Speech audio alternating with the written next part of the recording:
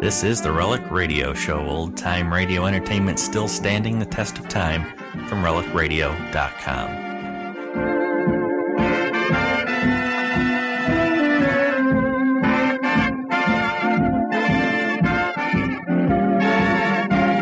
This week on the Relic Radio Show, your hour of radio drama begins with Frontier Gentlemen. We'll hear Belle Siddon's Encore from August 24th, 1958. After that, it's Voyage of the Scarlet Queen and their episode from January 14th, 1948, titled Fang, Rubies, and the Black Siamese. Once again, I met a lady named Belle and learned about a gentleman named Archie McLaughlin. This taking place in Deadwood, Dakota Territory.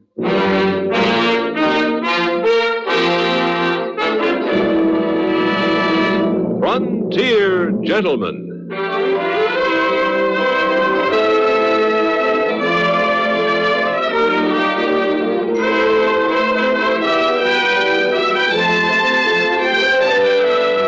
Herewith an Englishman's account of life and death in the West. As a reporter for the London Times, he writes his colorful and unusual stories. But as a man with a gun, he lives and becomes a part of the violent years in the new territories.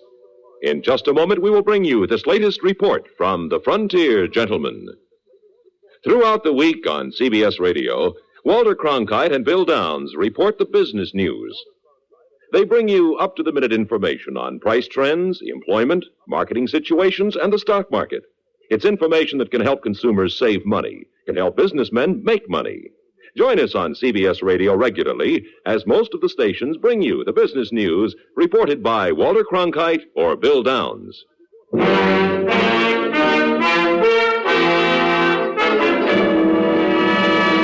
Now, starring John Daner, this is the story of J.B. Kendall, Frontier Gentlemen.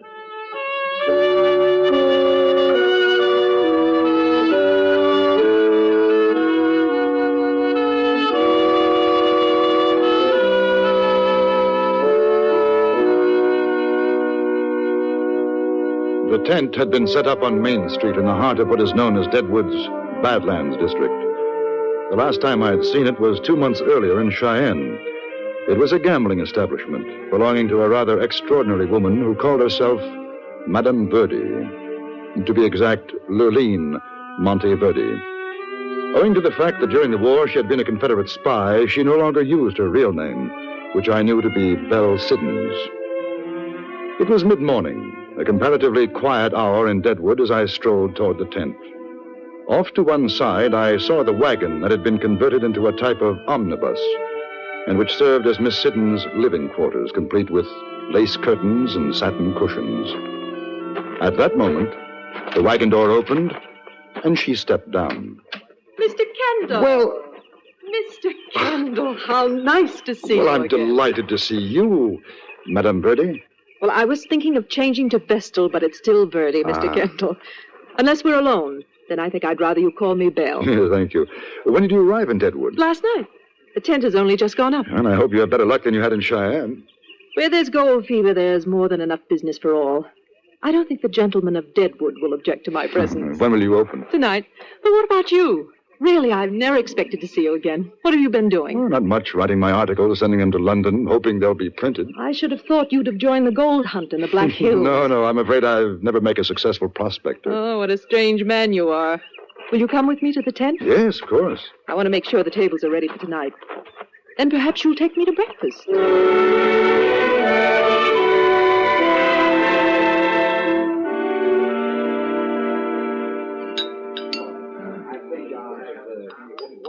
We should have some. Very good. Thank you, no. I had breakfast 2 hours ago. Is that a reproach? No, not at all. I hate to get up early. I always have. As a matter of habit. It doesn't make much difference. Do you know that you've been staring at me? Is there egg on my chin? No, not at all. Forgive me. It's only that I'd forgotten how attractive you are.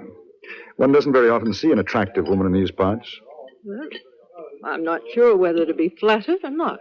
You have a charming smile. It reminds me of the Mona Lisa, a little obscure. One can never be sure why she's smiling. Probably holding a pat hand. You enjoy gambling, don't you? I don't think I ever looked at it that way. Enjoyment. I gamble because it's the most convenient way to make a good living. Oh, I think there's more to it. Curiosity isn't healthy in the West. Haven't you learned that yet, Mr. Kendall? Well, I'm a newspaper correspondent. Is that why you're interested in me? Oh, you are a lovely woman who says one thing with her lips and something altogether different with her eyes. Now, that intrigues me. Mm-hmm. All women do that. No, they don't. Not in Dakota Territory. They're a little more obvious. You know, in some ways, you're like my husband, Stuart Hallett. I think I told you about him. Yes, you did. He was a very direct man. I think he would have liked you. Don't turn around. There's a gentleman wearing a badge coming over to the table. Oh? Morning. Good morning. Name's Boone May. I'm a peace officer here in Deadwood. I take it you're Madam Verdi, ma'am? That's right. Mind if I sit down a minute? Not at all. Thank you. You're that newspaper man, Kendall, ain't you? Yes. Hey, you was pointed out, that's how I knew, savvy? Well, ma'am, I seen the posters your boys been putting up around town. Went over to your establishment. They said where I'd find you. It isn't against the law, is it? I mean, putting up posters? Oh, shucks, no, ma'am. I just figured I wanted to get acquainted is all. That's very friendly. Don't you think so, Madam Verdi? Very. Well, now, I'm a real friendly feller, madam. Always like to know who's new to Deadwood. Of course, seeing you and all, I'm kind of surprised that a lady sets up business in the Badlands. That's the roughest territory in town. You know that? I'm not a lady, Mr. May. I'm a gambler. I was told that my situation is the best corner on Main Street. That's why I took it. I'm paying a very high rent. I hope that I haven't been misled. Well, now, ma'am, if it's business you want and you don't care who gives it to you, you'll do fine. I thought you ought to know, though, that there's some pretty mean boys will be visiting you. That's where they go, to the Badlands. Then I hope they'll become patrons.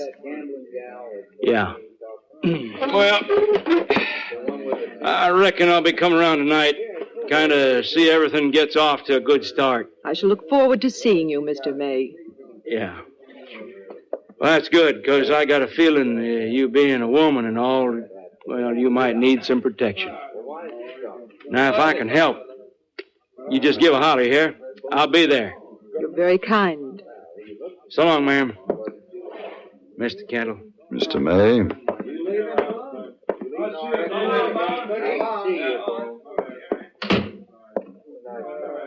Now, I wonder why. Why? What did he really want? Did you hear? I'm a woman. He wants to protect me. You don't believe that? No. Do you think he knows about you being Belle Siddon's? Possibly somebody from Cheyenne has brought word? It's possible, but I don't think so. I hope not. I want to stay open for a few nights before they throw me out of Deadwood. If you don't mind, I'd rather like to come tonight. It'll be worth seeing how Deadwood reacts to Madame Verdi.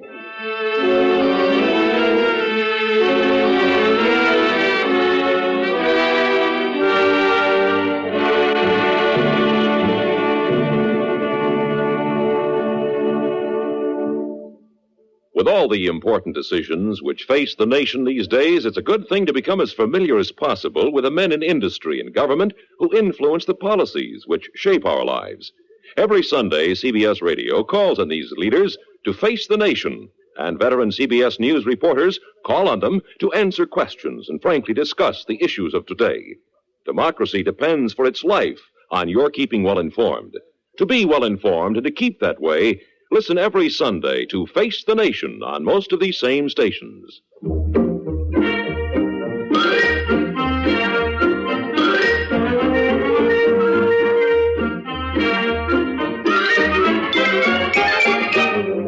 Deadwood's reception of Madame Verdi will long be remembered. She stood on a board, and was carried through the entire town on the shoulders of 4 strapping miners. It was a precarious balance, yet she contrived to appear quite regal and an extraordinary woman. The tent was open for business and immediately became filled to overflowing. Belle took her seat at the 21 table and was besieged by a crowd of men willing, anxious to lose their fortunes to the gently smiling dealer. I was standing at the bar, drinking a beer, when I felt a tap on my shoulder. It was Boone May. Say, come on out a minute. I want a word with you. All right. Oh, bitch down, kid.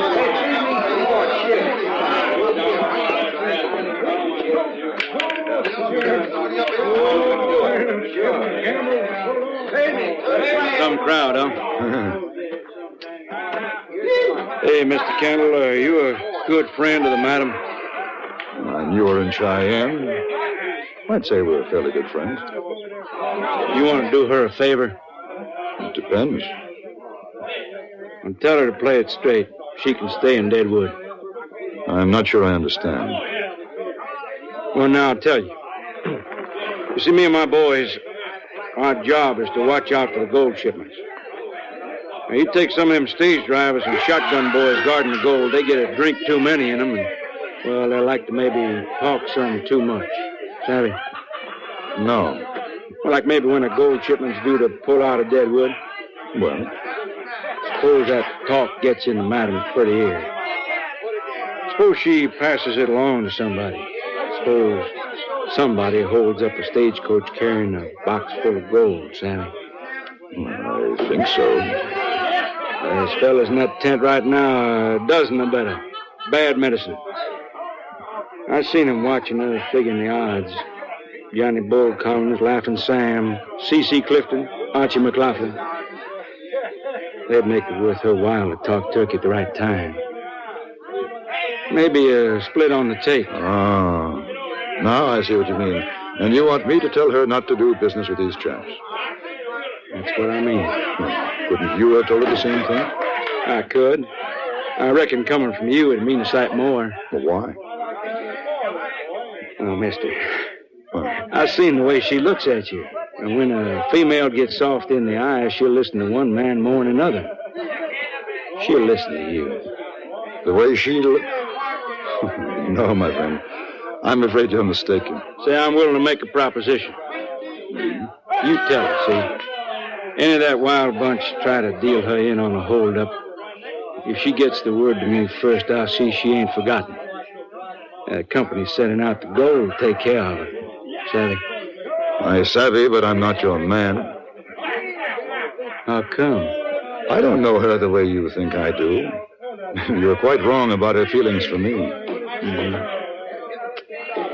Mister, you couldn't teach a setting hen to cluck. Very possible. But if you have business to discuss with her, I suggest that you do it yourself.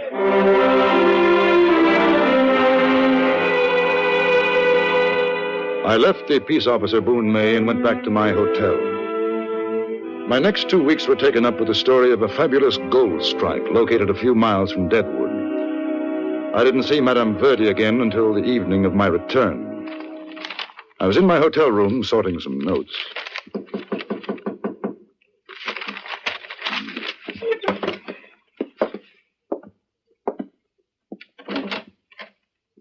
Evening.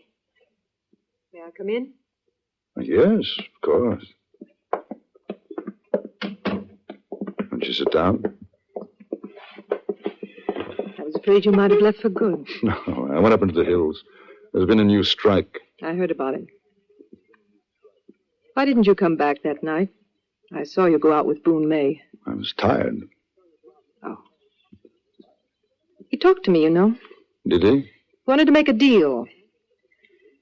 Seems that certain information in Deadwood is worth a lot of money to both sides. The gold shipments? Yes. It's amazing what a man gives away when he's drunk. Well, have you made any deals on either side? Not yet.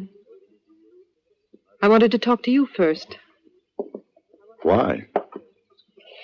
Because you're the only man I've wanted to talk to since my husband died. Money means a great deal to you, doesn't it? Yes. I've never considered living without it.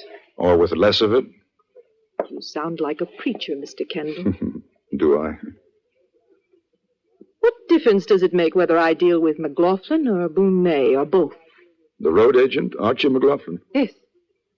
He's offered me quite a lot. A little dangerous, isn't it? Telling me, I mean. No, I trust you. You'd tell McLaughlin when a gold shipment's leaving Deadwood. And you tell Boone May that McLaughlin's going to hold up the stage. I have a feeling that one or the other is going to resent it. You have a very funny way of putting things, Mr. Kendall. Why don't you tell me your first name? It's Jeremy. Jeremy Bryan. They're nice names. But you make them sound so very correct. Just as you are, Mr. Kendall. I'm sorry. If I asked you to come with me, join my establishment, what would you say? I'm not a particularly good gambler. I could teach you. If I were to ask you to leave your establishment, come with me, what would you say? You're a most impractical man. I should be quite happy with you for about a month. Then I'd leave you because we'd be much too poor. I was kicked out of the army because I was impractical. In a way, it was a very good thing. Why? Because I refused to testify in a court-martial proceeding against an officer I barely knew. Well, they were stupid. Not at all. The man was innocent. In Cheyenne, you said there was a woman in England. There was. She was part of it all. You're much too principled for me. I don't think so.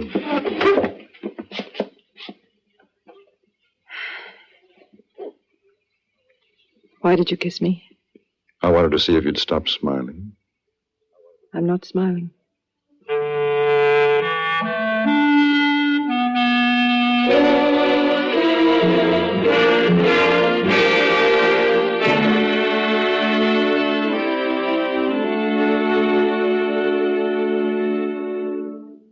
The fastest runner in town can't hope to keep up with the Mitch Miller Show, because every Sunday night, when it comes your way on most of these same stations, the Mitch Miller Show covers that part of the entertainment world that stretches from the bright lights of Broadway to the Klieg lights of Hollywood. For another all-out, all-star variety edition of the Mitch Miller Show, join us right here at the Star's address when Mitch Miller puts out the welcome mat again.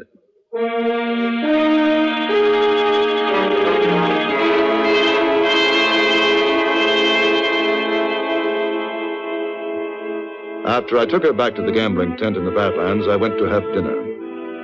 What I didn't know then was that about the same time, two men were riding up to an abandoned shanty in the timber near Deadwood. One of the riders was Billy Mansfield, the other Alexander Caswell. Both were heavily armed. They went into the shanty. A third man was inside waiting for them. He was Archie McLaughlin. How come you're late? We didn't get your message till a short while back. Where's the others? Johnny, Jack Smith. They'll be here, Billy. We making a raid? Yeah. There's a stage to Rapid City tomorrow. She's carrying a box of gold.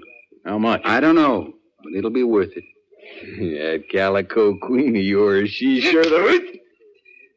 Hey, you shut your mouth, Caswell. She ain't no calico queen. Madame Verdi's a lady, and don't you forget it. Sure, I didn't mean nothing. You didn't mean nothing, Arch. It don't matter. Besides, I didn't get this from her. Johnny Brown heard a shotgun rider talking about it down at Maggie's saloon. Where are we going to take it, Arch? Well, I figure we'll take the coach and whoop up Canyon between here and Rapid City. Well, I know where that is. That's a fine place for it, Arch. We can ride right down before they know what's happening. No sense going back to Deadwood now. Better if nobody sees us till after the job's done. We'll hole up here tonight.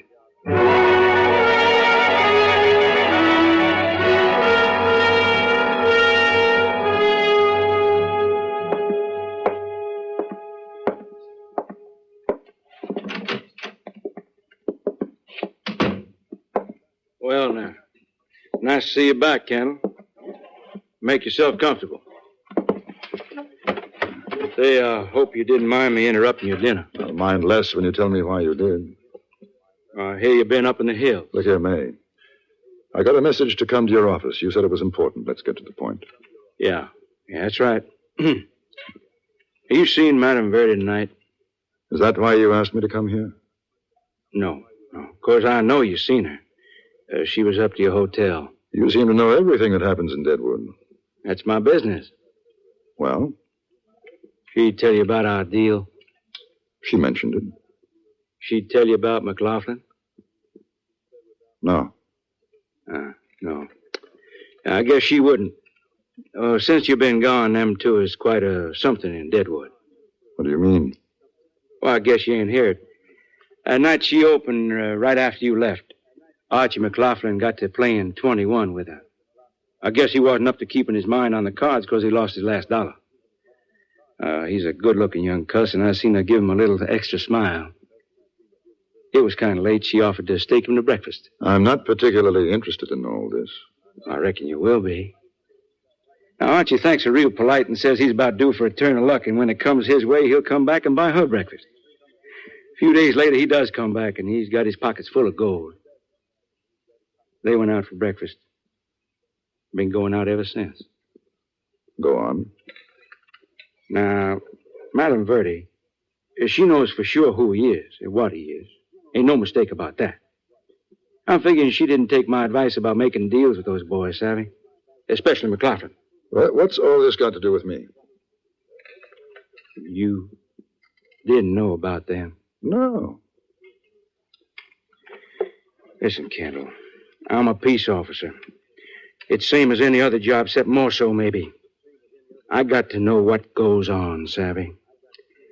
Well, she's told me a stage is going to be robbed tomorrow night somewhere twixt here and Rapid City.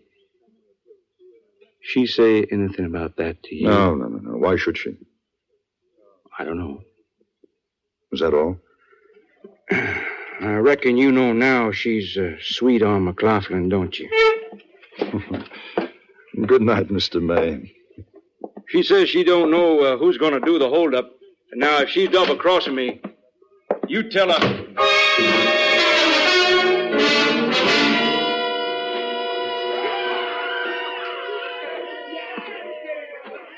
Belle.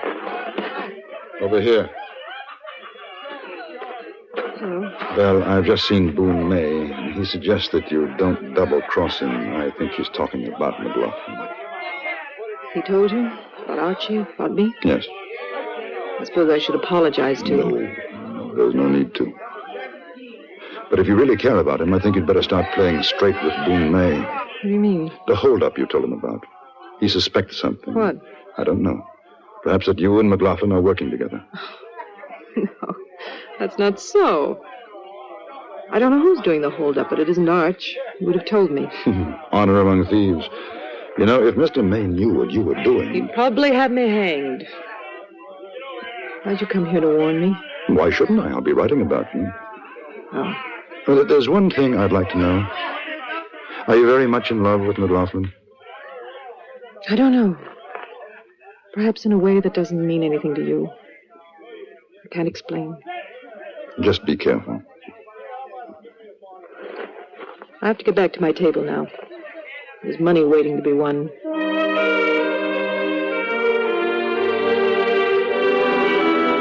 The following night, I accompanied Boone May on the stagecoach carrying $20,000 in gold bound for Rapid City. With us were 5 special deputies. What happened when we were stopped by McLaughlin and his men, I shall report in my next dispatch to the London Times.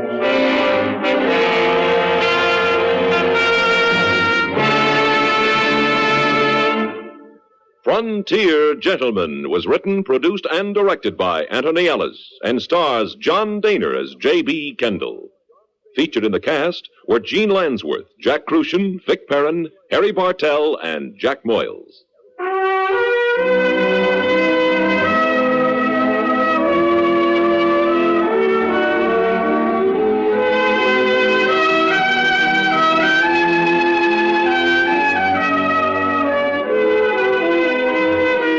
Join us again next week for another report from the Frontier Gentleman. Bud Sewell speaking.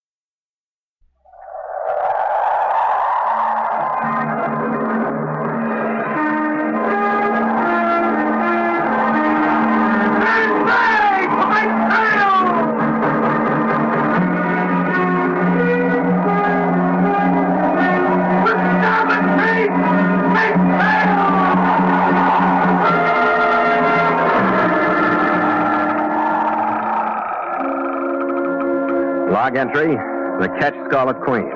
Philip Carney, master. Position, 12 degrees, 12 minutes south, 130 degrees, 4 minutes west. Wind fresh, sky fair. Remarks, cleared Darwin, Australia after altercation in Bannock Hotel. Reason for incident, the Fang Rubies and the Black Siamese.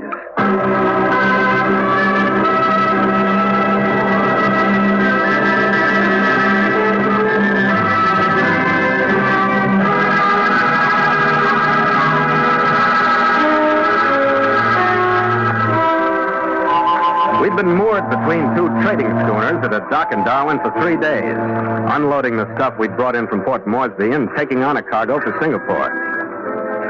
My chief mate Gallagher and my crew were in town, spending a few well-earned hours of shore leave. I was alone on the forward deck. I'd been watching the busy lighters wallowing between the shore and the merchantmen that were anchored in the stream. Then I started toward the cabin. I got to the shoreward rail in time to see a man hurrying along the dock. He was carrying a black cat in his arms. He looked back over his shoulder at the schooner on our stern. Then, just before he reached our gangway, tossed the cat aboard. It landed lightly on its feet about 2 yards from me. As bad as the act was, the guy carried it through. Fever! Here, Fever! Come here! Oh, my Siamese seems to have jumped aboard your ship. May I come aboard after him? I saw how he came aboard. I'll toss him back to you. I'm sorry, but I have to come aboard after him. He started to cross the gangway.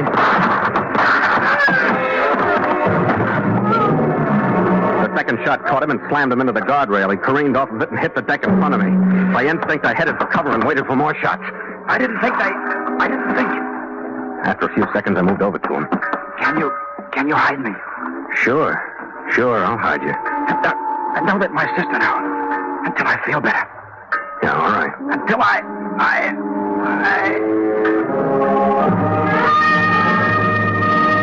looked back at the schooner. Her crew had cut her mooring. She was moving away from the dock. And I was left with a dead man and a black Siamese that looked up at me with motionless yellow eyes.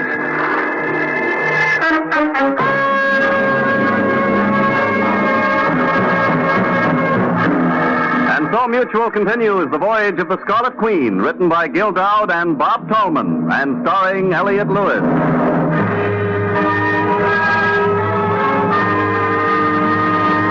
The Scarlet Queen, proudest ship to plow the seas, bound for uncharted adventure. Every week a complete entry in the log, and every week a league further in The Voyage of the Scarlet Queen.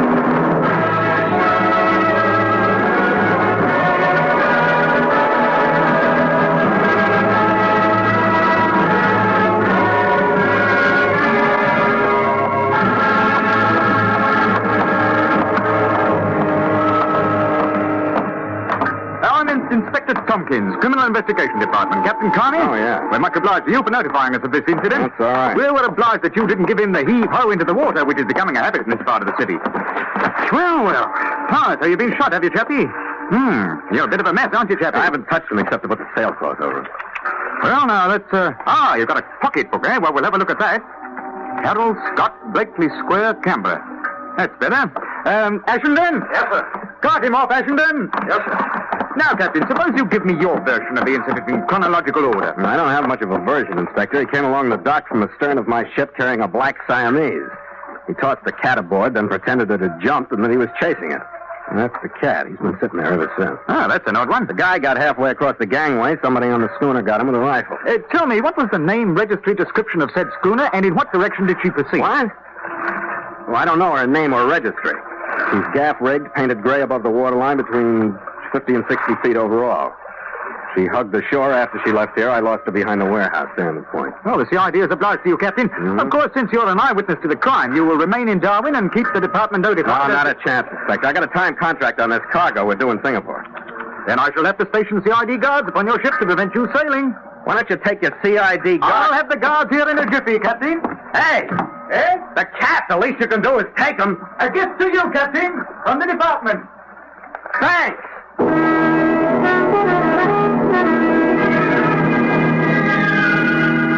I went into the cabin, put a bottle and glass on my desk, and between a couple of drinks, entered the incident in the log. When I stood up and turned around, The cat was just inside the passageway. He followed me in, and he sat there looking at my face. What the devil do you want? Can't you do anything but sit there and stare? Ooh, you're in a lot of company, you are.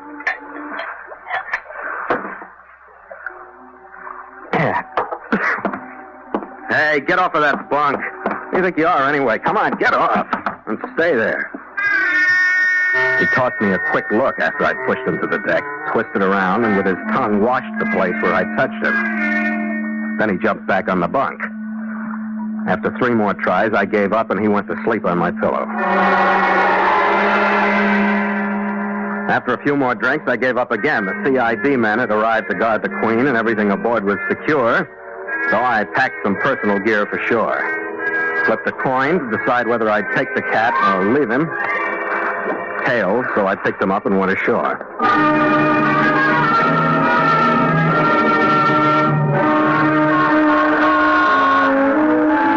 I finally found a safe-looking pet shop that would board the cat. And with Siva in tender hands, I rode a bus to the middle of town.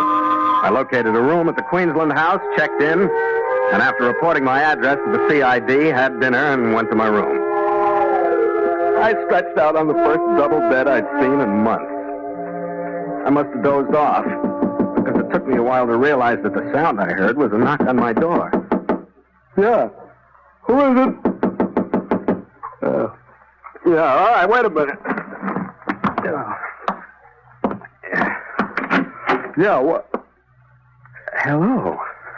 Are you Philip Carney? That's right. I've been to the police. They told me where you were. I'm Paula Scott. Harold Scott was my brother. Oh. Well, you want to come in? Yes, thank you. I'm sorry about your brother. Thank you. You were with him, weren't you? Well, for a few minutes.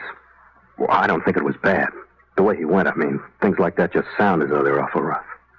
You're telling the truth, aren't you? Yes, I am. If it helps any, and I don't suppose it does, he didn't even know he was going. He just stopped talking. What was he talking about? About getting well. Oh. I'm glad to know that. Yeah. What else did he say? See, I've got to know. It isn't one of those masochistic things. I've just got to know. Why don't you sit down? All right, thank you. I'm sorry, there's no place for you. Oh, yeah, it's a one-chair room. I'll use the bed. Well, there wasn't much said because there wasn't much time. He wanted me to hide him, and he didn't want me to let you know until he got better, that was all.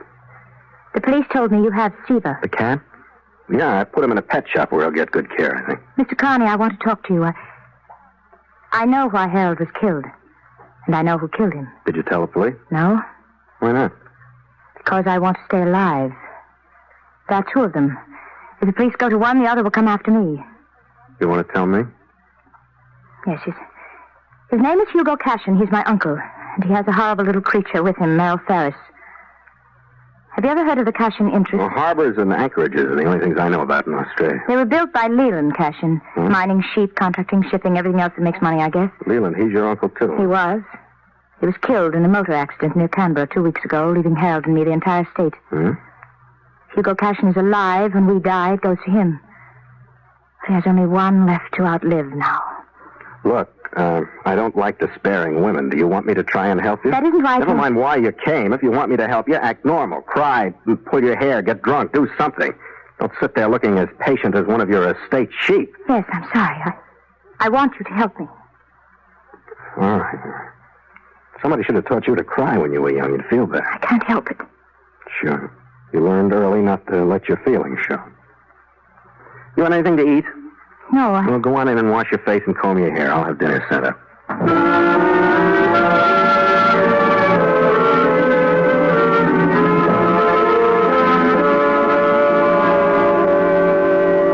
I figured it would take a lifetime to make her unbend and get rid of some of that reserve and some of that self-control that was tying her up in knots inside. Well, a few drinks before she ate and a few more afterward made a good start.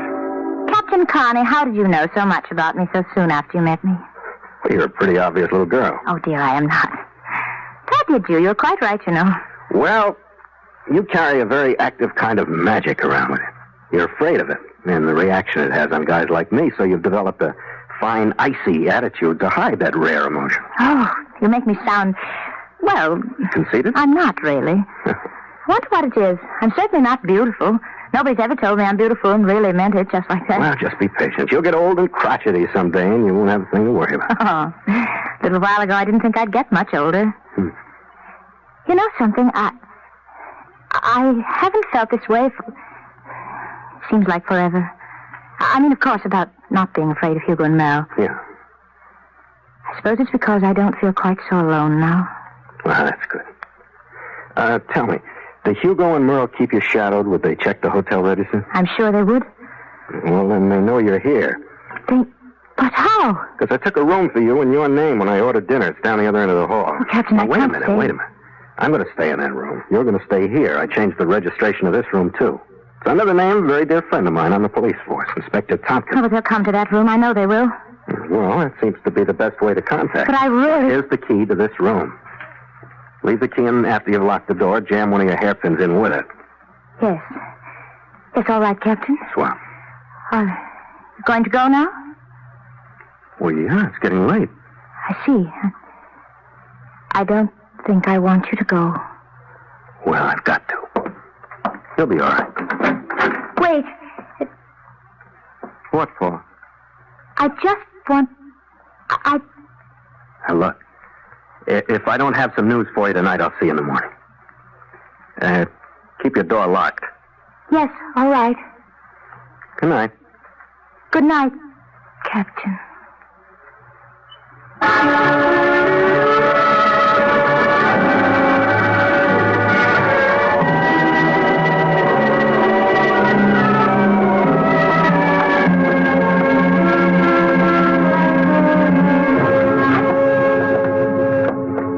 When I got in the room registered to Paula Scott, I locked the door, leaving the key in. And I did what I could to make the room look lived in to anyone cracking the door slowly to come in. It was 11:30 when I turned out the lights and settled down to wait. The building was quiet, but the restless throb of the city came through. Now and then a deep-throated call from the harbor. I'd looked at my watch at 1:15 a.m., and it couldn't have been 10 minutes later that I caught a sound so faint that I felt it rather than heard it. Then I waited for the key to be pushed out of the lock. There was a long silence before I heard the lock click. And another before the door started to swing silently open. A slim, bare arm came in first, shadowy in the faint light from the hall. A slight figure followed. Then I caught the flicker of a knife blade. I moved just before he got all the way. All right, cut the shiver. This elbow bends backward for the rest of your life. Now, what's your elbow? Lay out! Not yet. Move back to the door. This way. I want some light on you. You're breaking it. I might have that. You're an ugly little guy. What are you carrying besides that knife? You go well heeled, don't you? 25 caliber. You must be a marksman, huh? Playing with that small caliber? Service automatic. That one I'll keep. Any more? I go. That's all. Now get your leg up. That's for lying to me. Give me the leg again. Throwing knife. You do that too, huh? You're a regular blasted artillery battalion, aren't you? Any more? There ain't any more. Lay go. All right, as soon as I get you safe in that corner. No, lay off. No. Now, stay there. Don't worry. I'm not getting up. Just a punk kid, aren't you? How old are you? Old enough to get stupid. You sound like stateside. Tell them when you see them to cancel the time I got coming, I'll go back. You're Merle Ferris, huh? What'd you come up here for? Let Ferris talk or I'll start sea-booting you around this room until you do. This goddamn, that cat. What makes you think she's got the cat? Somebody's got it. She's got the rest of the stuff they took in with her brother's body. I got the cat. You'd have money in the bank if you did. Huh? What makes the cat so hot? What's the difference? If you got it, Cashin will give you enough for it so you can hire guys like me for you to knock around. That sounds good. Come on, get up. Where is Cashin? A hotel, 4 or 5 blocks down. Hey, are I getting my stuff back? You and me will get along all right now. You go like you are, and I'll keep the 45. Then I know we'll get along.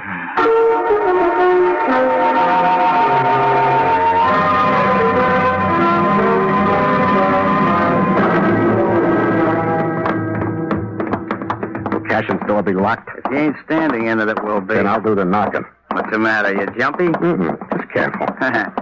You think we got knocking signals like schoolboys? You read too much. Yeah, this is it. All right, over this way. Who is it? That's room. You're alone. It's me, Mr. Cashin. All right, get over here in front of me. Move in first. Here, move. What's this, huh? If you don't like it, run your own errands from now on. Now, both you stay in the middle of the room. Perhaps if I understood, young man. He got the cat. Scott gave it to him. So, Paula didn't get it. Well, young man, you and I must reach an agreement at once. I will pay you fabulously for the black Siamese. I'll have to know why you want him before I sell. Certainly. With that cat in my possession, young man, I will prove that Paula Scott is guilty of murdering my brother, Leland Cushion. Are you nuts? That cat's a valuable bit of evidence. With him, and with him only, we can prove that Leland was killed, not in a motor accident, as is believed, but cold-bloodedly in his home by that girl and the deceased brother, see? And the cat will clear everything up, huh? The cat, together with a certain document which Leland was carrying at the time he was killed, see? Where is a certain document? Well, Paula has it hidden. But with the cat in our possession, we'll rout it out, and her with it. Yeah, okay. I'll make a deal with you. I'll be back here with the cat in an hour and a half.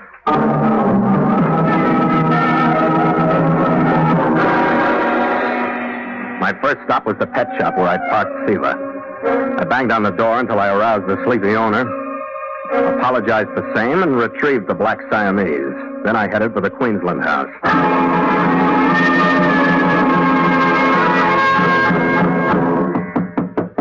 Paula, it's Phil. Just a minute. I'll be right there. Captain, nothing wrong? And Siva. Yeah, here's the cat. I didn't know you were going to bring him here. Why did you lie to me, Paula? I didn't mean... Was it all an act? Oh, you can't mean that. What's the real story about your uncle's death? I see. You've seen Hugo Cashin. That's it. You see, I didn't know what to tell you. What if it was murder? What good would it do to have it all stirred up again? Depends on who did the murdering. What do you mean? Who killed him, Paula? Why, Hugo Cashin and Mel Ferris. Oh, it really hurts me to tell you this. My brother was involved, yes. He didn't do the actual killing. But after it was over, he was the one who pushed the car and the body off of Canberra Hills.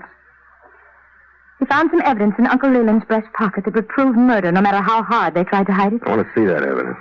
Cashin told me it would prove that you and your brother committed the murder. He's lying. All right, what's the evidence? Part of it is the cat. The other part is in my handbag. Yeah? Here it is. Here, it's the pedigree Uncle Leland was carrying in his pocket. And see? The bullet hole? The piece of folded paper she handed me would have fit tightly into a legal-sized envelope. The bullet hole was roughly in the middle. The angular pedigree lines trace Siva's family back to an ancestor living early in the 1700s. At the top, there were 4 photographs of Siva. One of them showed him with his mouth open in a yawn. You could see 2 tiny dark stones that were set, one in each of his upper fangs. She put the cat in her lap and opened his mouth. There. You see? There are the Fang rubies that show up in the photograph. Oh, yeah. It's the mark of the Pasha line of Siamese. Since Siva's the only one outside of the Asiatic continent, this pedigree chart can't belong to anyone but him. Well, it doesn't prove much yet. Could have been my cat. No, it couldn't. Couldn't belong to anyone in the world but Uncle Leland. He was a member of the International Cat Fanciers Club. Their system of identification is legally recognized everywhere. Look here. Here on Siva's left thigh, right here. You part the fur, you can see a mark on the skin. Oh, yeah, a tattoo. Yes, done when he was a kitten. To identify him as Leland Cashin in any court in the world. I guess that's good evidence, but I don't get this. How does it prove murder? Don't you see? The tattoo proves that Siva belonged to Uncle Leland. His pictures prove that the pedigree is Siva's. Therefore, the bullet hole in the pedigree papers prove that Uncle Leland was shot and not killed in a motor accident. Now I got it. I've kept the pedigree. My brother was hiding Siva aboard a ship in the harbor. I suppose Hugo found out he was there. My brother was trying to escape onto your ship when they shot him. Everybody get dressed, Paula. Where are we going, Captain? Get these two stories together. You don't know whether to believe me or not, do you? Your cat and your rubies and charts still haven't proved anything but murder. They haven't proved who did the murder. Yes, I know. What can I do, Captain? You can call the police. Call them and tell them to meet us in room 12, Bonnock Hotel, in 45 minutes. I'll go find a car we can hire and meet you downstairs.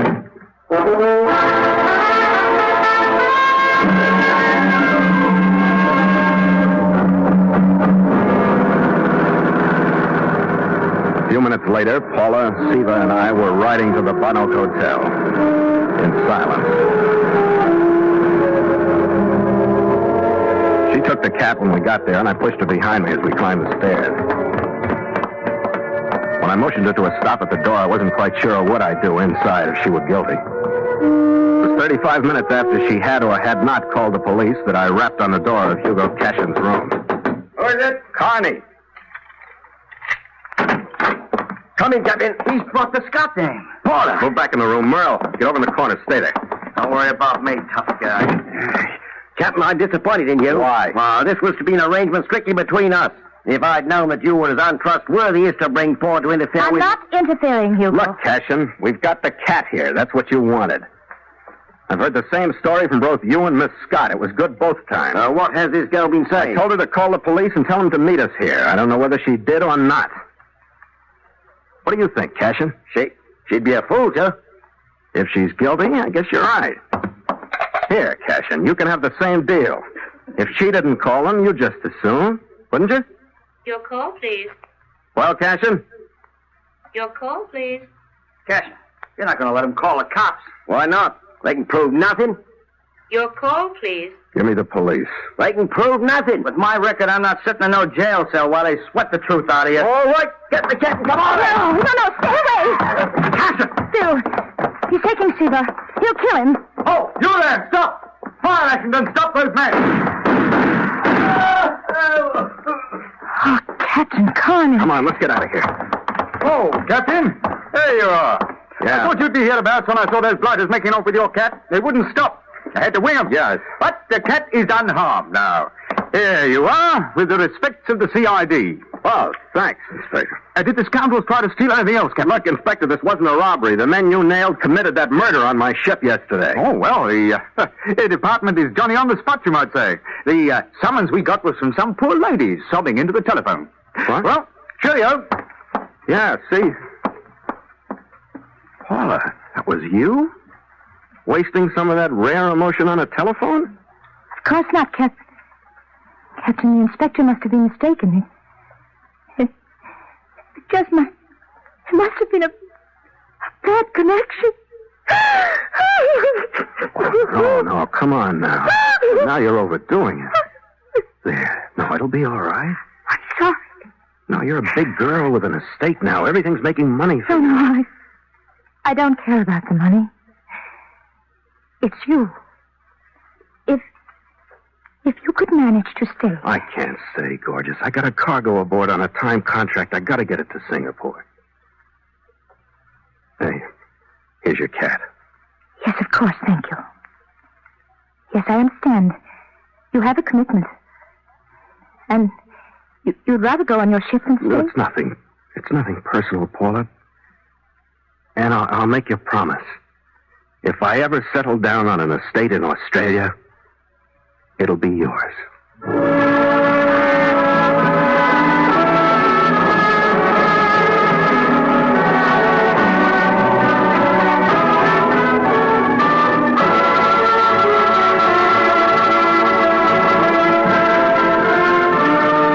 2 hours later, using the first faint light and the first fresh breeze of dawn, we stood out into the harbor.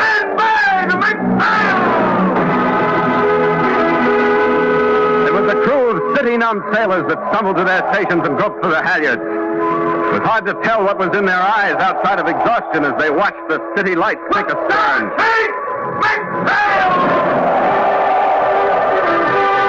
The mainsail shook itself and tightened as it was hauled aloft. The jib went out. Then the mizzen. and the Scarlet Queen coasted into the morning with the foam at her starboard rail shining whitely in the first reflection of the sun from the sky. Reporting to the bridge, sir. Is everything to your liking? Aloft and below? What's gotten into you, Red? You spend your time reading sea stories or something in Darwin? No, just feeling fit and hearty, Skipper. Glad to be aboard. I ran head-on into a situation. A woman, Red? Yeah. Oh, a lot of good home cooking and stuff, but she wanted me to settle down and share a property. An estate, Red? Yeah, a little truck farm. Huh? Yeah, well, I guess it might not be bad for a while. Evenings on the veranda and all that. Did she have a cat, Red?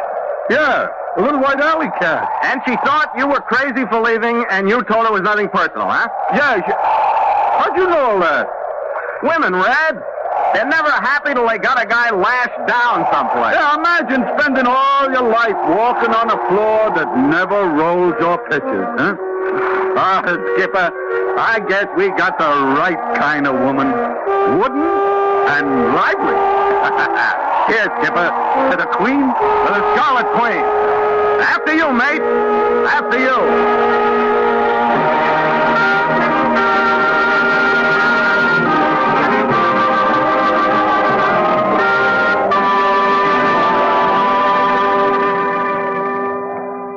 Log entry. The ketch, Scarlet Queen. 5:30 p.m. Wind fresh, sky fair. Sea calm with long cross swell. Ship secure for night. Signed, Philip Carney, Master.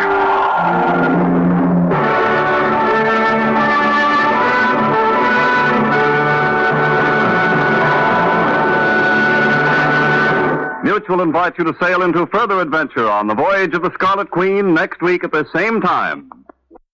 That's the Relic Radio Show for this week. I hope you enjoyed it. You can find more from Frontier Gentlemen, Voyage of the Scarlet Queen, past episodes of this podcast and all the others at relicradio.com. You'll also find our Shoutcast stream there and our donate button if you'd like to help support this and all of the shows. It's how all of this is made possible. Thanks as always to those who have. Thanks for joining me today. Be back next Tuesday with another hour of the Relic Radio Show.